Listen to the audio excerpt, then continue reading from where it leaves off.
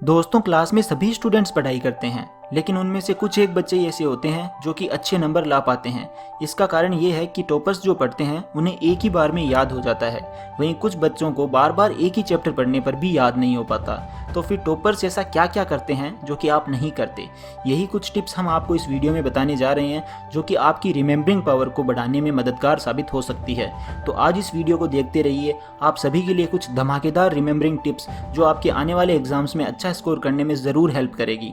तो दोस्तों, मेरा नाम है मिस्टर प्रोटोन और आज हम बात करने वाले हैं top remembering tips for student to score highest. So let's begin.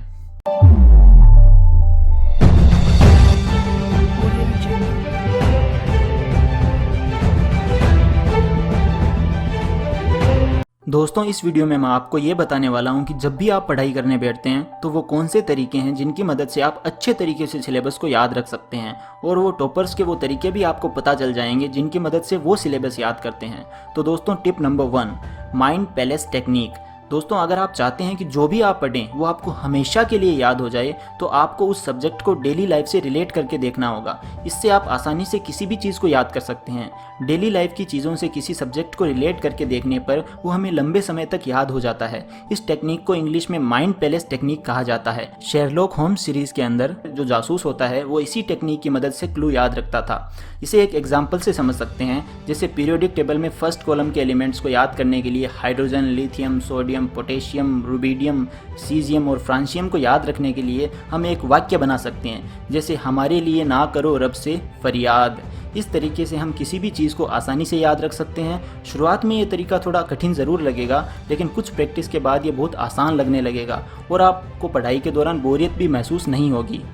Tip number 2, एक अनोखी आदत जोड़ना। जी हाँ दोस्तों, अगर आपको अपनी पढ़ाई को इंटरेस्टिंग और मज़ेदार बनाना है और अपना पूरा फोकस आपको पढ़ाई में रखना है, तो आपको एक आदत जोड़नी पड़ेगी, जैसे कि पेंसिल को अपने हाथों पर स्पिन करना, अपने पैरों को एक निश्चित लय में टैप करना, या किसी एक ऐसे फोटोग्राफ को देखना जिसे देखकर आपके मन को शांति मिलती हो।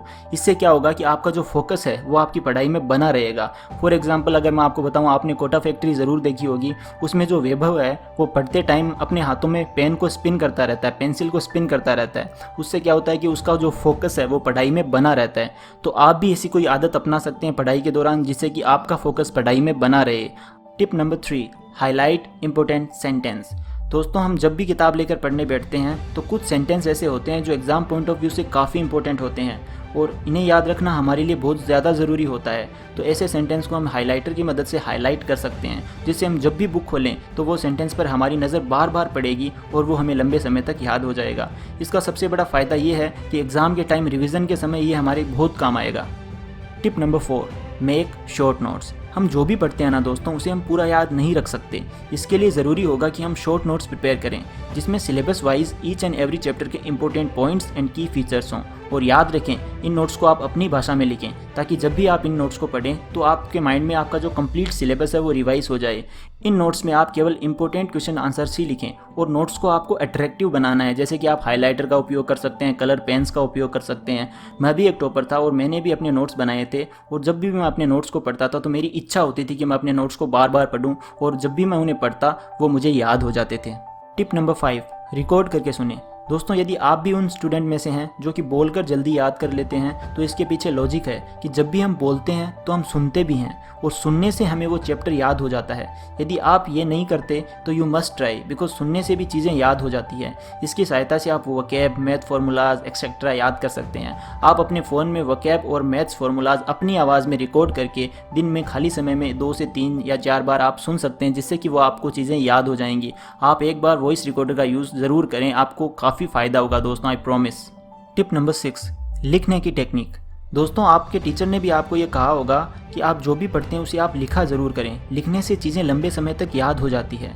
तो जो भी आप पढ़ें उसे रिलेटेड आप क्वेश्चंस भी सॉल्व करें। इससे आपको उस चैप्टर के कैप्चर पॉइंट्स का पता लगेगा, और आप दोबारा उन पॉइंट्स को पढ़ेंगे तो आपको वो चीज़ें हमेशा के लिए याद हो जाएंगी। तो लिखना ज़रूर है, लिखकर भी आप याद कर सकते हैं कुछ चीज़ों को। टिप नंबर 7, दूसरों को पढ़ाएं।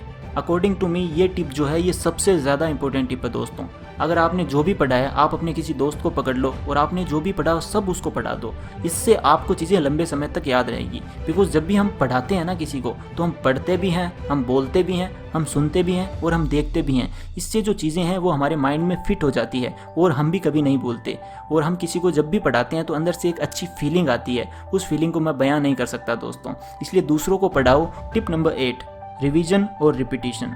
जी हाँ दोस्तों, जो भी मैंने टिप्स बताई है उनमें सबसे इम्पोर्टेंट टिप्स में से ये भी एक इम्पोर्टेंट टिप है। आपने अपने पेरेंट्स या टीचर्स से सुना होगा कि आप जो भी स्कूल में पढ़ रहे हैं उसे घर जाकर एक बार ज़रूर दोहराएं।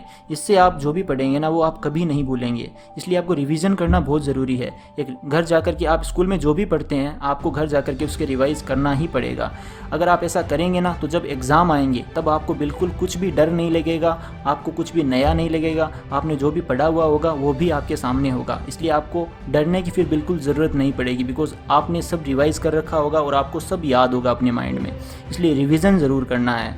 तो ये थी आज की सारी टिप्स दोस्तों। अब यहाँ पर मेरा काम ख़त्म होता है और आपका काम शुरू होता है। मैंने अपनी सारी टिप्स आपको बता दी है। अब आपका काम है इन टिप्स को इम्प्लीमेंट करने का। आपको अपना 100% दे देना है और इन टिप्स को फॉलो करना है। फिर आपको अच्छा स्कोर करने से, टॉप करने से कोई नहीं रोक सकता दोस्तों। आप में वो पावर है टॉप करने की, लेकिन आपको पता नहीं है, आपको नहीं पता कि किस डायरेक्शन में मुझे जाना है। तो डायरेक्शन देने के लिए मैं हमेशा यहाँ पर आपके लिए हूँ। आपको सिर्फ इन टिप्स को फॉलो करना है और अपने स्कूल में सबसे ज़्यादा स्कोर करना है। और मुझे अपना स्कोर आकर ज़रूर बताना कमेंट्स में, मैं आप सबका वेट करूँगा। So love you all, take care.